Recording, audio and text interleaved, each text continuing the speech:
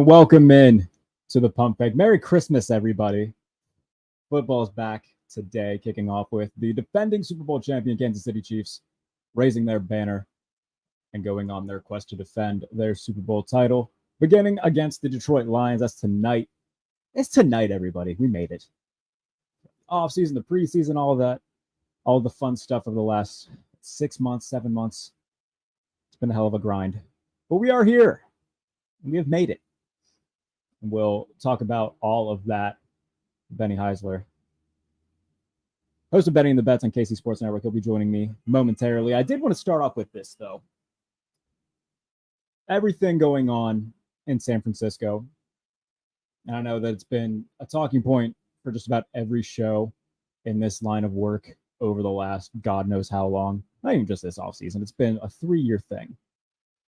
And they get the deal done with Nick Bosa yesterday, which, by the way, hey, they needed to do that. He's their most important player. And they give him a deal that pays him about $34 million a year, and he's worth it. He's a top 3 edge rusher in football, reigning defensive player of the year. He deserves it. But the 49ers, now you need to win. And if you don't, it doesn't necessarily have to be this year, but it's got to be with this group. And if they don't, then this is a colossal failure. Because this is a team that traded multiple first-round picks for Trey Lance.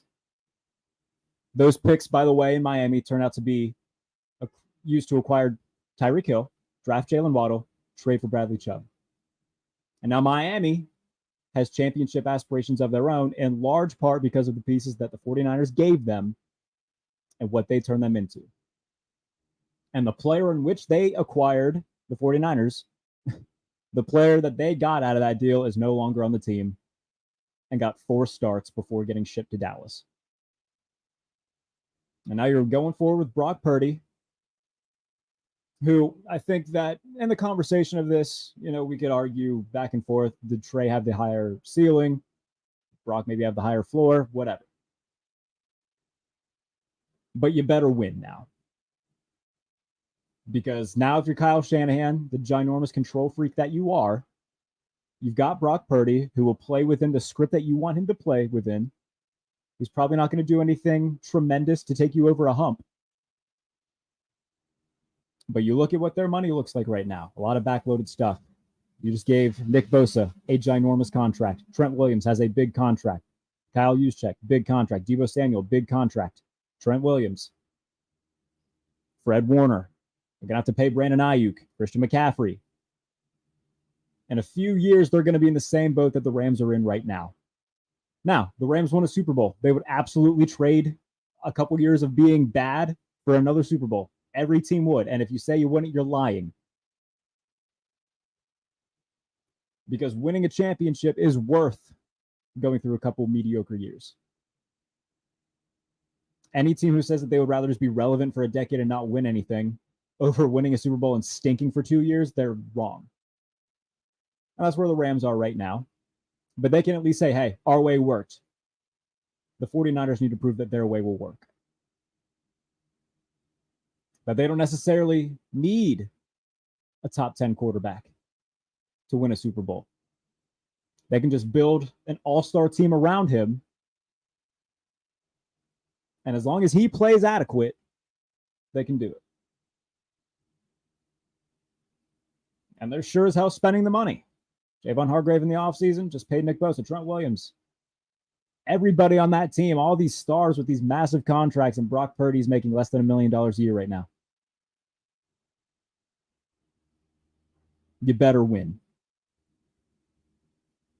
And if they don't, it won't be, in the next year or two in terms of what will happen, the consequences, but eventually when these guys start leaving because they can't afford them, you better have a Super Bowl before that happens, or else Lynch and Kyle Shanahan are both gone. As they should be. Because you put that much capital into a trade and get nothing out of it, while another team, especially Miami's successful.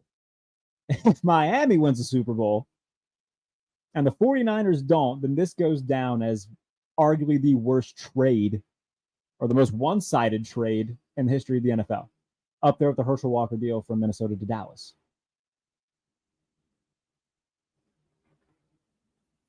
So the 49ers better win. And again, doesn't necessarily have to be this year, but within the next 2 years with this group, if they don't win and they have to start offloading some of these guys because that's when the money catches up, you can only kick the can down the road so far. Eventually, you gotta deal with, you gotta lay in the bed you made. And the 49ers are gonna have to do that. Now, if they have a Super Bowl, by the time they gotta do it, it's gonna be a hell of a lot easier to lay in that bed.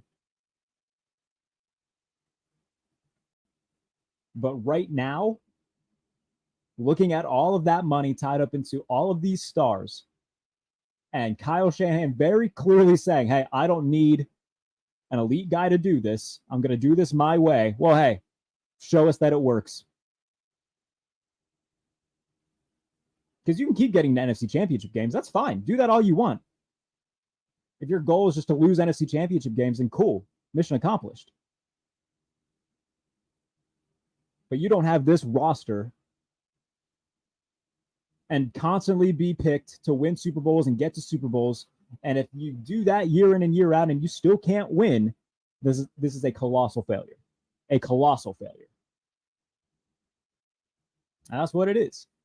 So again, they don't have to necessarily win it this year.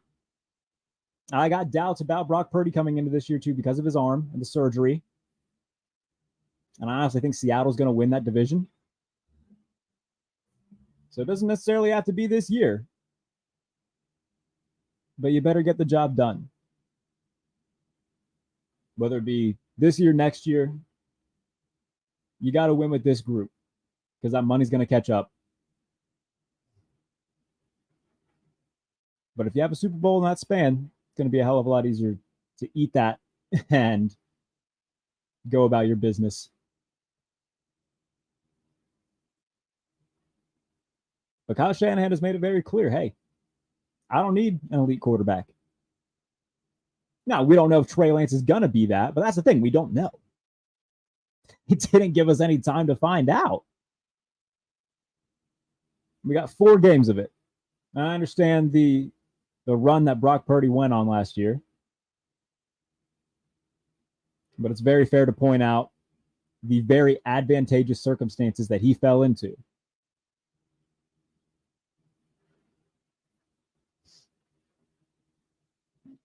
So the 49ers, they better win.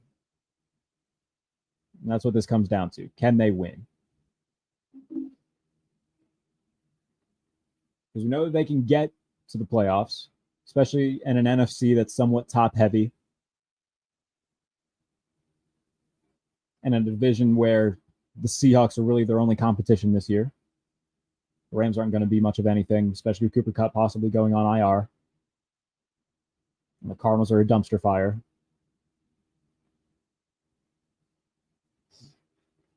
So we know that they can get to the playoffs, and they're probably going to. But they better hope the floor doesn't just cave in. Like, they better hope that Brock Purdy is worth going all in on. Just building this colossal roster around him. And if they can't prove that their way works, jobs are going to be lost in the next few years. All right. Enough of my rambling. Let's bring in Ben Heisler, KC Sports Network, and talk some money. What's going on, Benny? How are you? What's happening, Jarrett? It's good to be on with you, man. Thanks for having me. Oh, absolutely, man. It's a Merry Christmas. You know, it's a very big day, and everybody is very excited. And so we'll jump into, I'd say 5 or so notable games of the weekend, kind of get your thoughts on them. We'll start with the game tonight. Kansas City -4.5 hosting the Detroit Lions, raising their Super Bowl banner and all of that whole shebang down in Kansas City. Travis Kelce, everything going on with his hyperextended knee. Chris Jones, the contract stuff. Are you surprised that the line is only 4.5, or would you expect it to be higher for Kansas City even without potentially both of those guys? I'm actually a bit surprised that the line moved as far as it did, because it had been sitting at 6.5 pretty much from the moment it opened, creeped up to 7, immediately went back down to 6.5. And then we saw a 2-line drop when the news of Travis Kelce's injury came out. So I think Travis Kelce is an elite tight end, certainly the best in the NFL. Is he worth a 2-point swing at the tight end spot? I'm not so sure. And I also think that number was baked in mind, knowing that Chris Jones was likely going to sit out this game as well. Listen, initially, if the line had stuck where it was at 6.5, I think Detroit would have probably been the play. They've been the best covering team in the NFL the last 2 years. 12-5 covering the spread last year. Yeah, they've been unbelievable. And I think about that week 1 game where they were down 28 points in the first half to Philadelphia, came all the way back and backdoor covered that game. The other key component about not having Chris Jones is that the Chiefs' hurry percentage going up against quarterbacks goes from first in the NFL when he's on the field to 28th when he's off. So that's going to provide Goff, who is a night and day quarterback when he has time to throw, plenty of opportunities. So if you're looking for some props on the Sun God, Amon-Ra St. Brown, you're going to feel pretty good about that. They're going to be able to take care of David Montgomery with a little bit more opportunities up the middle of the field. The lines are going to hang with the Chiefs. And as much as I know about Patrick Mahomes, he's that dude, and he'll find whatever competitive edge he has. But I think he'll find a way it's what they always do. They find a way to win, although they probably won't cover in the process. So if Kelce plays, I think you'll see this number crawl back up to maybe 5, maybe 5.5. I just don't know if he's going to be healthy and if it's just going to be more of a decoy at this point. So I do think Detroit can hang around and cover. But if you're looking for the best number right now on Kansas City, I'd probably grab it now as opposed to later. And you talked about the Lions being one of the best covering teams in the NFL. I'm pretty sure the Chiefs are one of the worst covering teams in the NFL over the last couple of years, just because we're used to seeing them have these monumental spreads where it's usually a touchdown, 7.5, 8 points, where, I think the spread kind of plays against them in a way.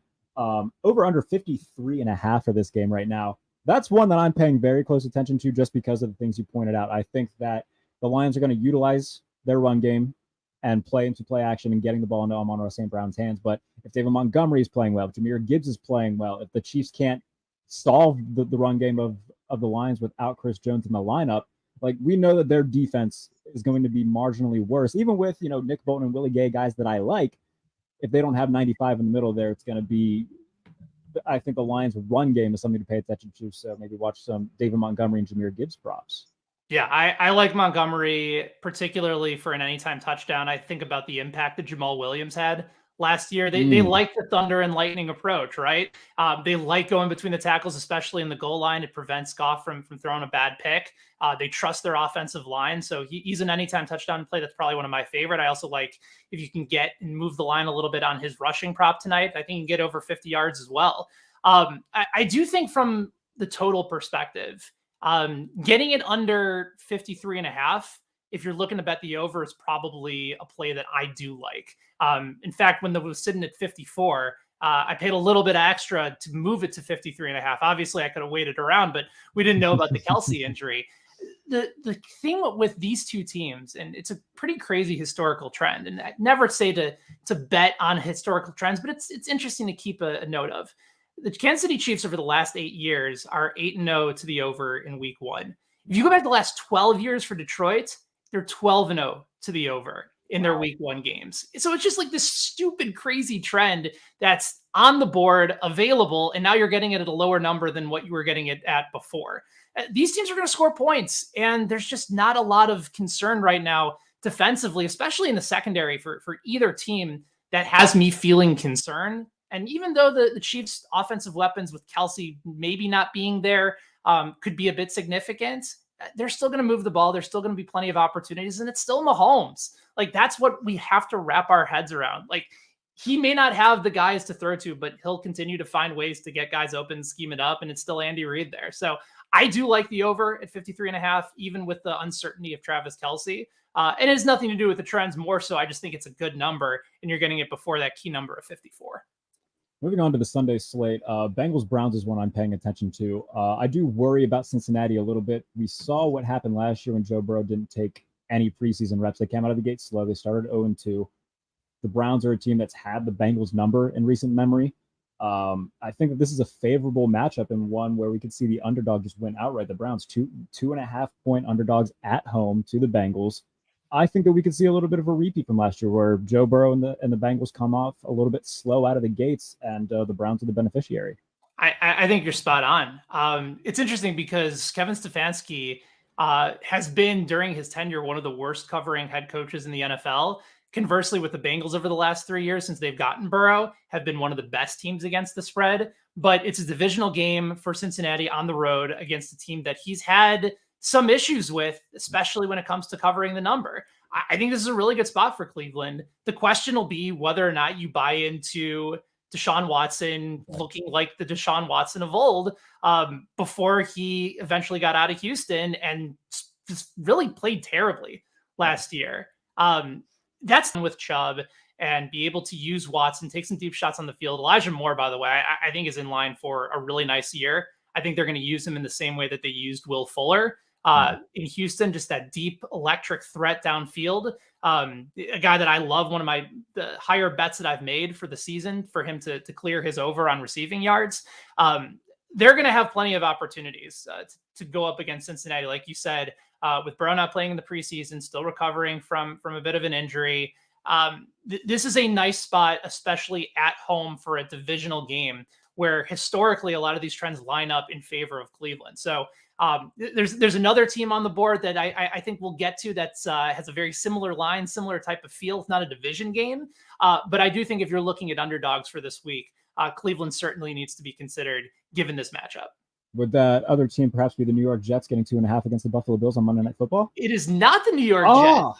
Although it's because that one is also a divisional game, and that one I'm having a little bit more trouble with. I've wanted to fade the Jets for most of the season, especially early on. Sure. I think at some point they'll start to get some momentum, but Buffalo's a team that I really do like this year. I think they just had so much going on last year, especially given the DeMar Hamlin situation. There was just all sorts of movement and issues and clearly drama on the team. They low-key went through a lot last year, and it was really in the second half of the season where they just got – it was one thing after another with, the travel stuff because of weather, having to play a game in Detroit, the 8-day turnaround for different games. Like they had a lot going on that nobody really paid too much attention to outside of the aforementioned DeMar Hamlin situation. Yeah, and their defense is still going to be very, very good. Your offense is still going to be elite. They just need to kind of clean up some pieces. And one aspect that I think is going to be helpful for them is which Gabe Davis is going to show up. Is it going to be the guy that was a colossal letdown from a season ago, or the guy that scored multiple touchdowns on Kansas City in the final few minutes, 4 touchdowns in that previous divisional round game in the playoffs, where if he all of a sudden comes alive, the rest of that team offensively is scary. James Cook leading the way at the running back position. Stephon Diggs, if their drama between him and Josh Allen has actually moved past. Dalton Kincaid is I kind of think of how the Giants used Evan Ingram in his earlier years, where he was just a terrific receiver. Kincaid might be a little bit more polished going into this year as well. So they have weapons all around the field, and I don't think a lot of people are buying into Buffalo as a Super Bowl contender, but I am. I do think they're a team, especially knowing all the noise and all the hoopla around the Jets. They're going to be a very popular home dog on Monday night. I think I like the Bills, even though a lot of the trends would suggest that, again, underdog at home week 1. Aaron Rodgers has been very, very good in week 1 games. This one, I think I'm going to have to side with the favorite. But there is one other one, and I think this one is going to hit a little bit close for you guys. The team that I really do like is Pittsburgh this week. There we go. That's what I like to hear, Ben Heisler. I know this. Listen, if I'm not here to make the people happy, then really what am I doing? I think we can go through the numbers for Mike Tomlin in this particular spot against the spread at home as a dog. I mean, all he does is cover. Like we're talking about someone covering at like a 70% clip in this spot. 2.5 immediately came down from 3. San Francisco's a good team, but there's still question marks. If you're coming into this game saying that, Brock Purdy is the guy and you feel completely confident, and even though Nick Bosa got his money, is that going to be somebody without having preseason reps be able to come and play this game? I'm not so sure. What I do know is that Kenny Pickett is very much set up to go in the right direction. If we're going off of just pure, rationale and reasoning for positive regression in the mean, maybe taking Deontay Johnson at 15-1 to score the first touchdown of the game might be worth it after not getting into the end zone at any point. Wouldn't that be fun for Deontay Johnson after not getting in at all? Let's just take a walk down Narrative Street for that one. I do think Pittsburgh, they might be a popular dog this week, but You could even go ahead and tease that game to 8.5 with the Browns at home, and get both of those numbers past 3 and 7. That might be my favorite teaser of the week, actually, is to take both of those two teams and go from +2.5 to +8.5 in matchups that I believe that they can win straight up. Yeah, the thing with the Steelers, like you touched on it, I think that Pickett has shown a night and day difference. I mean, from what I saw in camp and what we all saw in the preseason, he looks more poised. He doesn't have like the happy feet that he had last year. If he even sensed pressure was going to get to him, he was out of the pocket. And look, again, it was brief. It was only 5 drives in the preseason, but it was what we needed to see in terms of him possibly taking a step forward. They got better marginally on both sides of the ball. And yeah, I have questions about the 49ers. I have questions about Brock Purdy and the elbow. So cross-country trip, week 1, the Steelers are going to be ready. You know, their last 2 week ones, they have been against really good opponents that nobody expected them to beat, and they won both of them against Buffalo and Cincinnati. I think that we could see them historically a good week 1 team as well. So I like that matchup.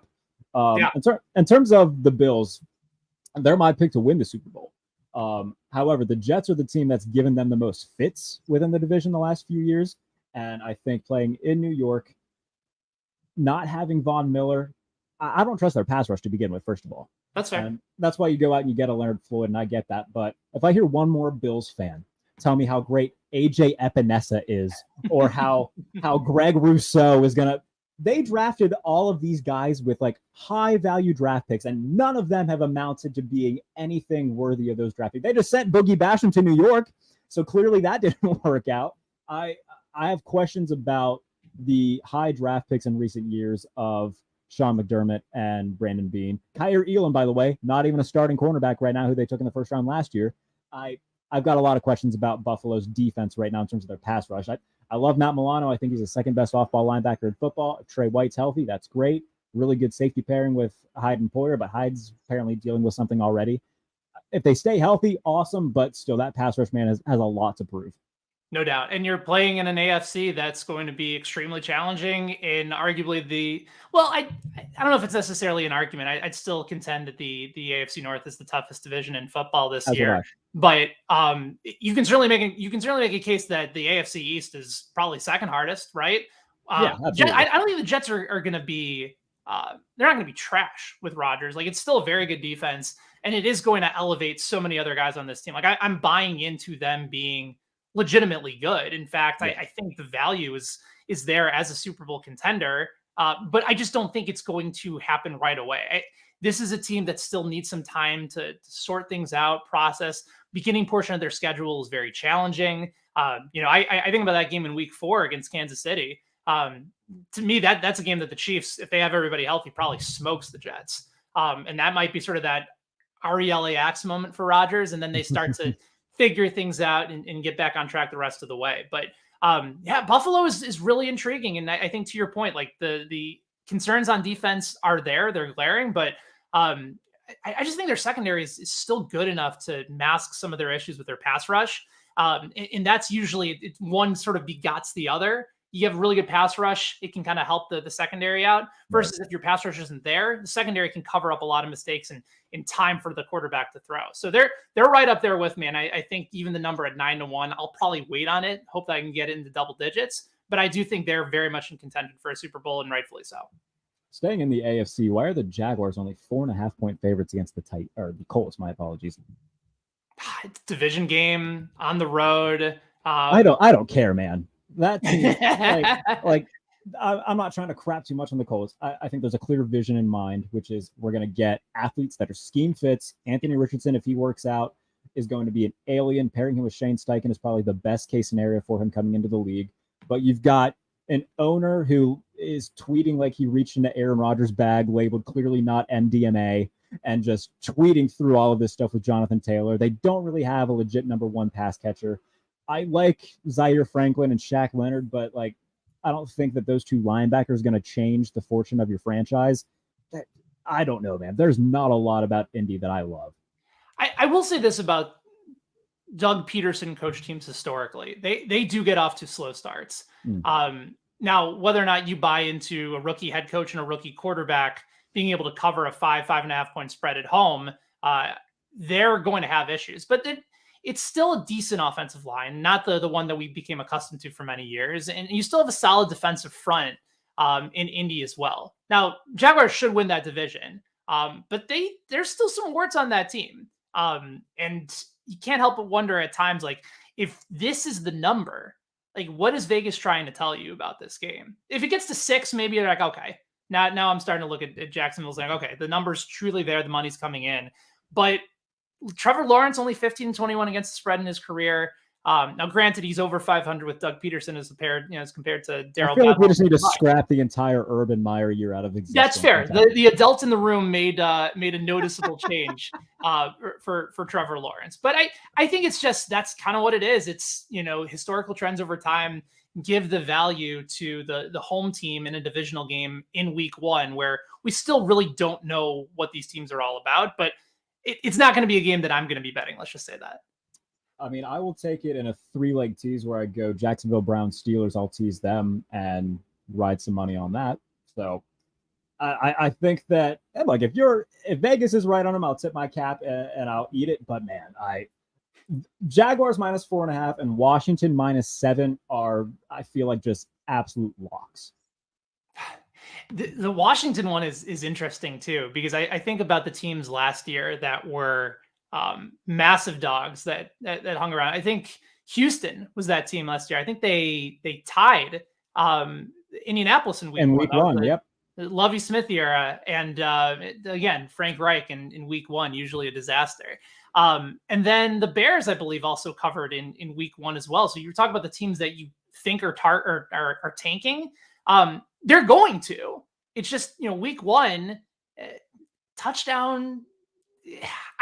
Listen, again, I don't trust Arizona in any sense. I don't think Jonathan Gannon was a particularly inspiring hire. But weirder things. Do you feel that fire? Do you feel that fire in your gut, Ben Heisler? Huh? Did you drive here or get off the bus? The fire in my gut was from taking the 30 seconds out of my day to watch that video that I didn't get back. I really do like Washington this year. I don't know your opinion on them. They won 8 games last year with just bottom tier quarterback play of Carson Wentz and Taylor Heineke. They get Eric Bieniemy. I love Terry McLaurin and Jahan Dotson. If Sam Howell can clear the bar of Heineke and Wentz, which isn't a high bar to clear, they have a relatively easy schedule. I think that they could surprise some people and steal the 7th seed in the NFC playoff picture. I don't hate it one bit. And it's still a defense that you can feel pretty good about. Again, the health of Chase Young, I think, is going to be significant. But offensively, so much of what Bieniemy does in covering him from his time in Kansas, I've been a big Eric Bieniemy fan for a long time. I know what he's capable of. I know the responsibilities that he's had in Kansas City. And he's someone that will get on you a little bit. And I think that's an okay thing for Washington. Bieniemy coming in to have that type of impact. Again, I think about Matt Nagy in Chicago for a little bit. At some point, if you're trying to run the Andy Reid scheme without the Andy Reid pieces, at some point, it's just not going to work. I think Bieniemy he recognizes that. He knows that Sam Howell has the ability to run and move outside the pocket a little bit. But I mean, if you're looking at them to make the playoffs, you can get them right now at over plus 300, plus 310 for Washington to be able to sneak in. And again, it's the NFC. Like, we might be looking at the New Orleans Saints getting the 1 or the 2 seed because of how easy their schedule is this year. So would it surprise me if Washington ends up coming around and sneaking into the playoffs, or seeing a team like Dallas just kind of fall apart because Mike McCarthy's calling the plays?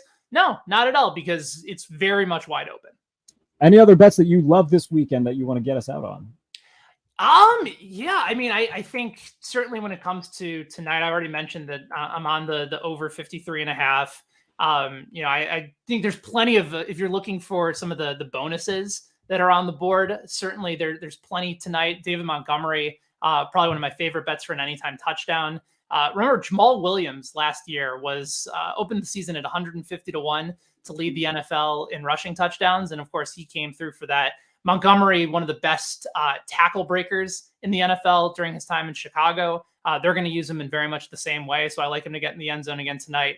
Also like Jerick McKinnon to go over his receiving yards prop tonight. And then as far as the rest of the games are concerned, haven't gotten to the props for Sunday or Monday yet. But like I said, some of those dogs this week, give me Pittsburgh plus 2.5. Like them on the money line as well. Cleveland, if you want to sprinkle on the money line as well, plus 2.5 against Cincinnati. Those two are probably the games that I know for sure I'm on. And then the prop market, I think, will kind of go as we find out a little bit more. But those are the plays that I like so far for week 1. Love to hear it. All right. Before we go, I'll give you mine. I like the under for the Steelers and 49ers. It's 41.5 right now. We know Mike Tomlin is going to try to limit points, not necessarily outscore opponents. Philadelphia -4 is a fun one. I might actually include that in a teaser. If Philadelphia comes out of the gate slow, I know that the Patriots defense is always going to be at the top of its game with Bill Belichick. Offensively, though, there's a lot to be desired from the Patriots. Did you see that thing with Juju Smith-Schuster saying that his knee could explode at any time? I saw that. He obviously denied those reports. But if that's the case, I want nothing to do with the Patriots. In fact, I'm trying to remember who wrote it. There's some intriguing odds on taking the Patriots to finish last place in that division. I think they're head and shoulders the worst team in that division, at least on paper. Without question, but I think it's just so hard for anybody to even come to the expectation that they would finish in last. But I think that's where the value is for New England this year. Like, yeah, they have some improved pieces and the defense is still going to be competitive. But and I do like Ramondre Stevenson quite a bit, but there's not a whole lot that is particularly inspiring about their receiving core. And I think if Mac Jones doesn't take a substantial step forward, then yeah, you're looking at a last place team that might have to come to the realization that we might need to start preparing for the future a little bit further than we thought. Somebody commented on that Juju thing, saying that his knee is going to be the only explosive thing about their offense. and I laughed quite hard at that. Do you think, and this is very much forecasting, but if they were to finish last, do you think that Robert Kraft would have the balls to fire Bill Belichick? No, I think he would let Belichick stick around for as long as he wanted. Fair enough. Maybe Caleb Williams to New England Patriots next year if the Patriots play their cards right. Bill's playing the long game here. Yes, exactly. He'll force his way out of Arizona after Arizona tanks for Caleb Williams to then go to New England, and the world will be unfair once again. Ben Heisler, this is very fun. Everybody, thank you so much for tuning into the Pump Fake. Enjoy your weekend of football. We'll be back next week to do it all again. Appreciate you, buddy. Thank you, man.